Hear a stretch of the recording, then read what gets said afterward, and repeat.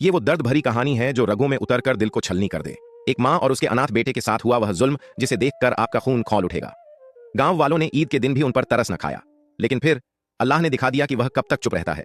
एक ऐसा अजाब आया कि गांव वालों के घर खाली हो गए, उनकी दौलत खाक में मिल गई। जो कल तक हंसते थे आज खुद रो रहे थे।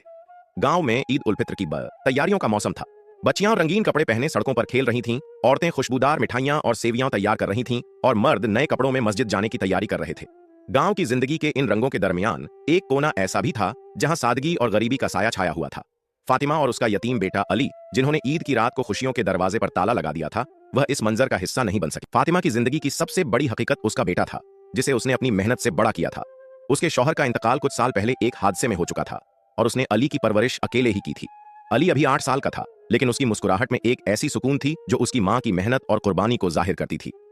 फातिमा ने अपने बेटे के लिए कभी भी अपने गम और दुखों का इजहार नहीं किया था और वह चाहती थी कि अली की जिंदगी खुशहाल हो, लेकिन उसके पास अपने बेटे के लिए कुछ भी खास नहीं था।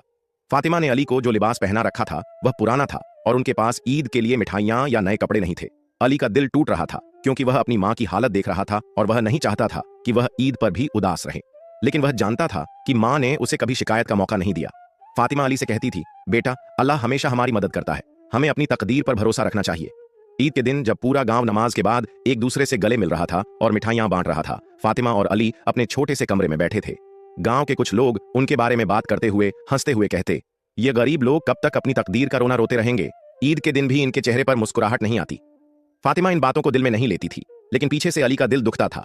उसने मासूमियत से पूछा, माँ, क्या हम भी कभी ईद की नमाज पढ़ने जाएंगे? क्या मुझे भी नए कपड़े और ईदी मिलेगी? फातिमा ने उसे गले लगाते हुए कहा, बेटा, अल्लाह की नजर में सच्ची ईद वही है जहां दिल साफ हो। ईद का दिन खत्म हो चुका था, लेकिन फातिमा और अली की जिंदगी में कोई तब्दीली नहीं आई थी। गांव में खुशी का आलम था, मगर उन दोनों की दुनिया अभी भी वैसी ही थी जैसे वो हर दिन जीते आए थे। अली जब भी सुबह उठता, वो अपने कमरे की खिड़की के पास आकर बाहर देखता। जहां दूसरे बच्चे खुश होकर खेलते नजर आते थे, वो खुद अपनी मां के साथ फाका कशी में गुजार रहा था। फातिमा का दिल चाहता था कि वो अली को ज्यादा खुशी दे सके, मगर वो जानती थी कि मौजूदा हालात में कुछ नहीं किया जा सकता था। वो अली की मुस्कुराहट के लिए जीती थी और जब अली मुस्कुराता तो फातिमा का दिल सुकून पाता था। अली ने जब भी मां को परेशान देखा, वो उसके दिल की कैफियत समझता था, लेकिन अली को यह कभी नहीं समझ आ सका कि उसकी मां हमेशा क्यों ऐसी मुश्किलात में होती है। गांव में फातिमा और अली के अलावा बहुत से लोग थे जो अपनी जिंदगी की मुश्किलात का सामना कर रहे थे, लेकिन फातिमा की गुर्बत और अली की यतीमी उन सब में सबसे अलग थी। गांव के लोग हमेशा फातिमा की हालत का मजाक उड़ाते और अली की यतीमी पर बात करते थे। कभी कभार गांव की औरतें फातिमा के साथ बातें करती और फिर उसकी गुर्बत पर अफसोस का इजहार कर देती। एक दिन जब फातिमा गांव के बाजार से वापस आ रही थी, एक औरत ने उससे कहा, फातिमा, तुम्हारी तकदीर कब बदलेगी?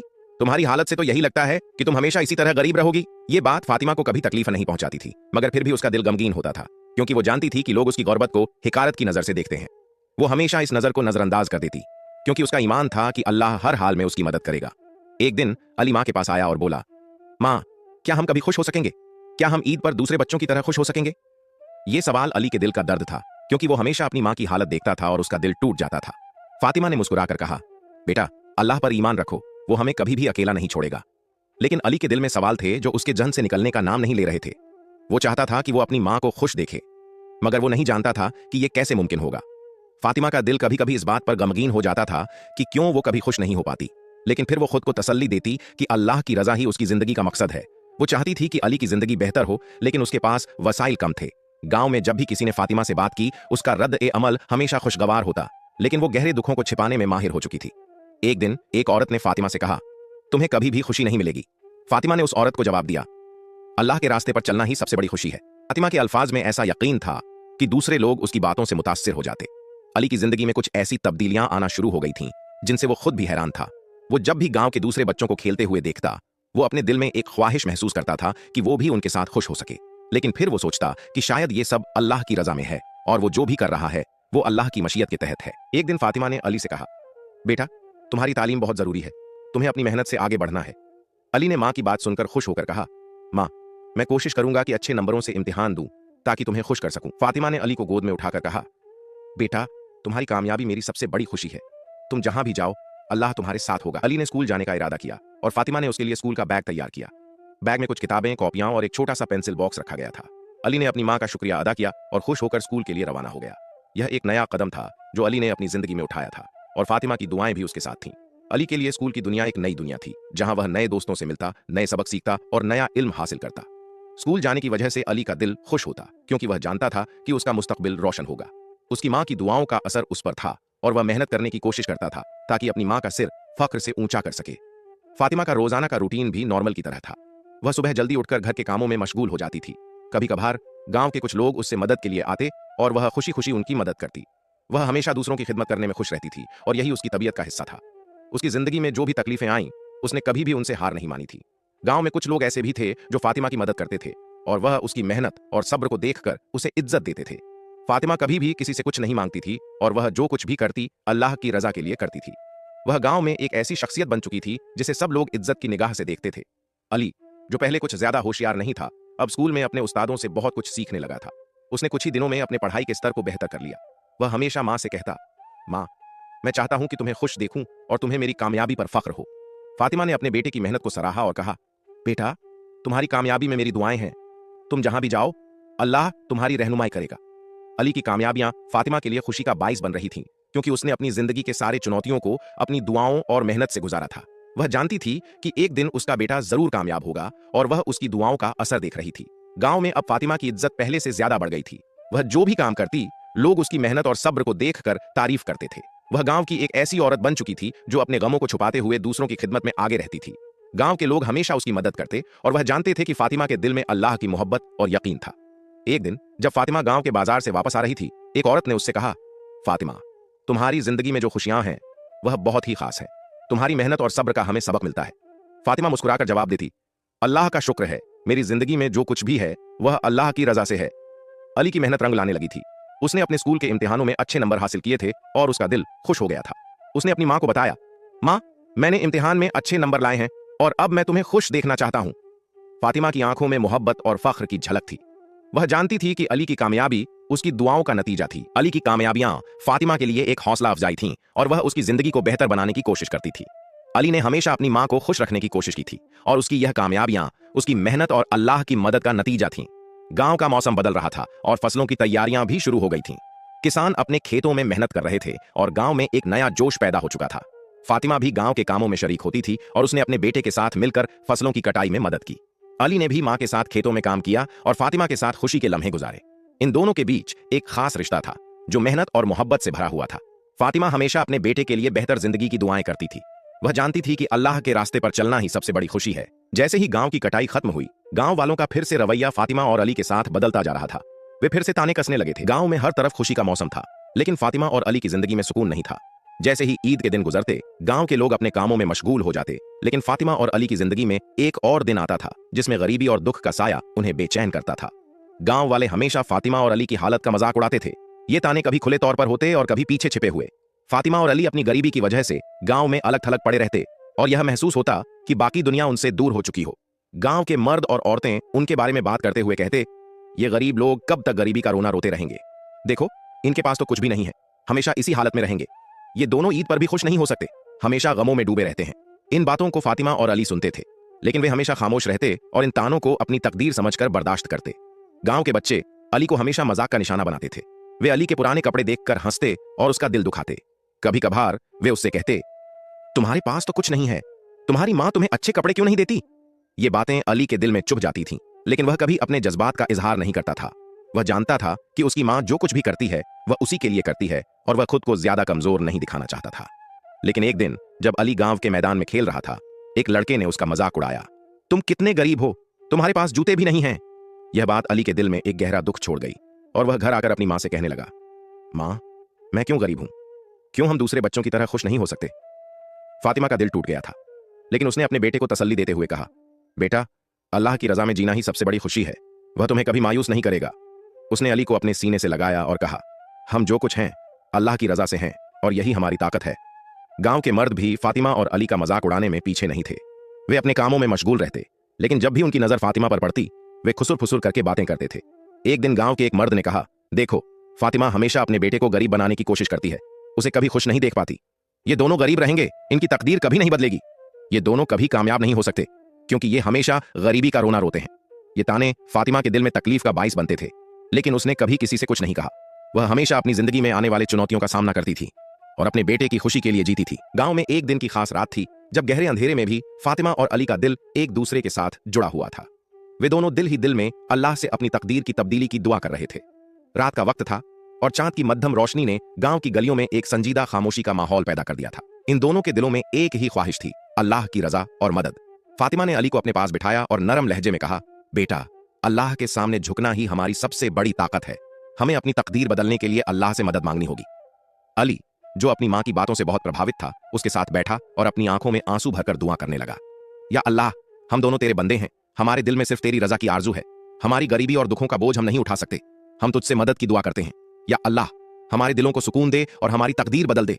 अली की आवाज में इतनी शिद्दत थी कि फातिमा का दिल भर आया, लेकिन उसने अपने बेटे को तसल्ली देते हुए कहा, बेटा, अल्लाह हमेशा हमारे साथ है, वह हमारी फरियाद सुनेगा। जब फातिमा और अली अल्लाह के सामने अपनी फरियाद पेश कर रहे थे, गांव के लोग इन दोनों के बारे में बातें कर रहे थे। गांव के मर्द और औरतें, जो मामूल के मुताबिक उनकी गरीबी का मजाक उड़ाते थे, आज भी यह मौका गनीमत समझकर उन पर हंसी उड़ा रहे थे। कुछ गांव वाले खुसर फुसर करते हुए कहते, देखो, फातिमा और अली फिर से रात को अल्लाह से मदद मांग रहे हैं, जैसे उनकी तकदीर बदल जाएगी। ये लोग जब तक अपनी तकदीर को खुद बदलने की कोशिश नहीं करेंगे, तब तक कुछ नहीं बदल सकता। ये हमेशा अल्लाह की तरफ ही क्यों रुजू करते हैं? एक गांव वाले ने हंसते हुए कहा, क्या फातिमा और अली का अल्लाह से कुछ होगा? ये बस खुद को तसल्ली दे रहे हैं, उनकी तकदीर हमेशा इसी तरह की रहेगी। इन सब बातों के बावजूद फातिमा और अली ने कभी उनकी बातों पर ध्यान नहीं दिया, क्योंकि उनका ईमान था कि अल्लाह ही उनकी तकदीर का मालिक है। फातिमा और अली की दुआ जारी थी और गांव वालों के ताने और हंसी के बावजूद फातिमा का दिल सुकून से भरा था। वह जानती थी कि अल्लाह पर ईमान रखने वाले कभी मायूस नहीं होते। उसने अली के हाथों को पकड़कर कहा, बेटा, कभी भी अल्लाह पर शक न करना, वह हमारी दुआएं जरूर सुनेगा। अली ने अपनी मां के हाथों को मजबूती से पकड़ लिया और कहा, मां, मैं हमेशा तुम्हारे साथ हूं और हम अल्लाह के साथ हैं। ये दोनों अल्लाह से अपनी फरियाद कर रहे थे, लेकिन गांव के लोग उनके ईमान का मजाक उड़ा रहे थे। वह नहीं जानते थे कि यह दुआ और यह ईमान ही फातिमा और अली का असली हथियार था, और अल्लाह के सामने उनकी अजीजी और दुआ के सिवा कुछ नहीं था। गांव के कुछ लोग फातिमा और अली की दुआ को सुनकर हंसते हुए एक दूसरे से कहते, ये दोनों कब तक अपनी तकदीर को बदलने के लिए दुआ करते रहेंगे? उनकी तकदीर कभी नहीं बदलेगी। एक और औरत ने कहा, देखो, उनके पास कोई वसीले नहीं है, बस अल्लाह की तरफ ही हाथ फैलाए रखते हैं। लेकिन इन बातों के बावजूद फातिमा और अली अपने ईमान और दुआ पर साबित कदम थे। वह नहीं चाहते थे कि गांव वालों के ताने उनकी तकदीर को प्रभावित करें। अली ने अपनी मां के साथ मिलकर अल्लाह से मदद की दुआ की और कहा, या अल्लाह, हमारे दुखों का इलाज कर, हमारी तकदीर बदल दे और हम दोनों को अपने रास्ते पर रहने की तौफीक दे।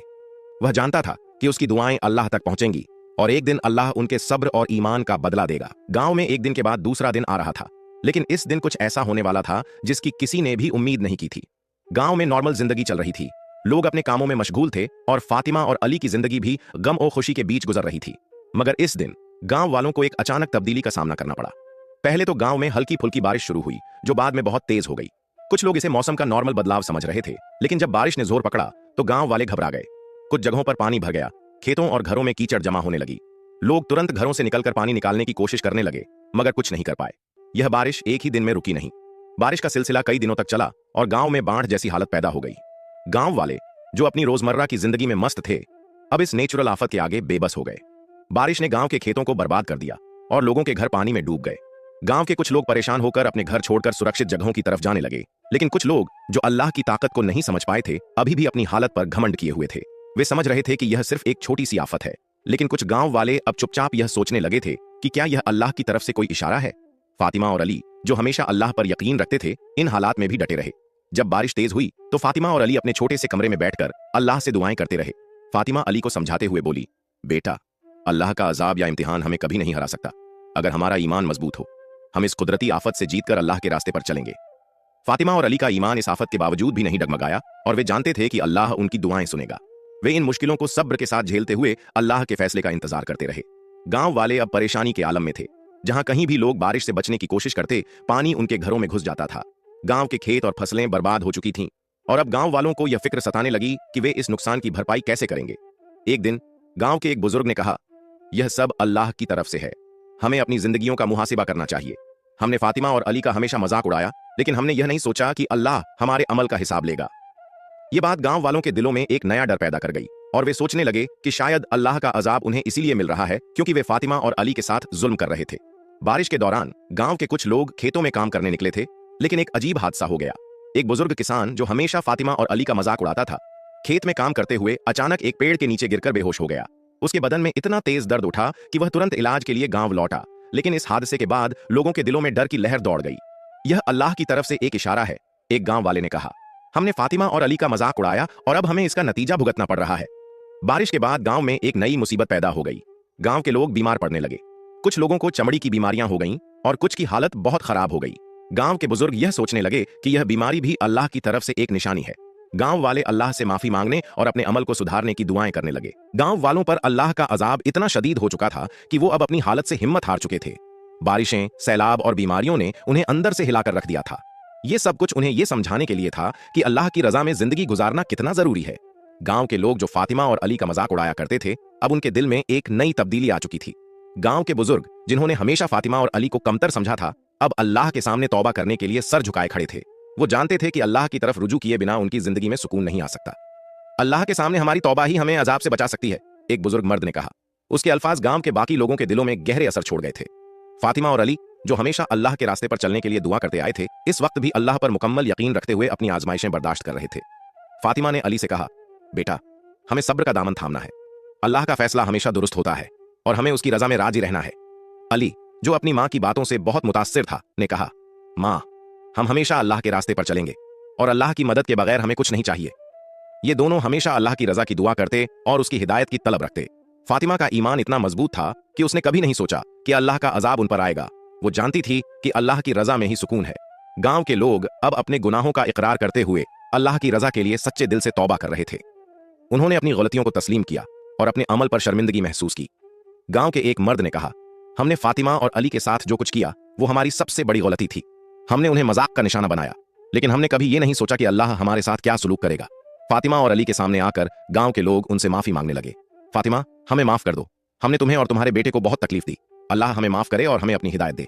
फातिमा ने मुस्कुराकर कहा, अल्लाह पर ईमान रखो और अल्लाह की रजा में राजी रहो। हम सबको माफ करना अल्लाह का काम है और हमें अपने अमल पर नजरसानी करनी चाहिए। गांव के लोग अब अल्लाह से माफी मांगते हुए उसकी रजा के लिए दुआ कर रहे थे। फातिमा और अली भी अल्लाह के सामने अपनी फरियाद पेश करते हुए उसकी हिदायत के तलबगार थे। गांव के बुजुर्गों ने कहा, अल्लाह का अजाब हमें तौबा की तरफ माइल कर रहा है और हमें अपने गुनाहों का इकरार करना चाहिए ताकि अल्लाह हमें माफ करे।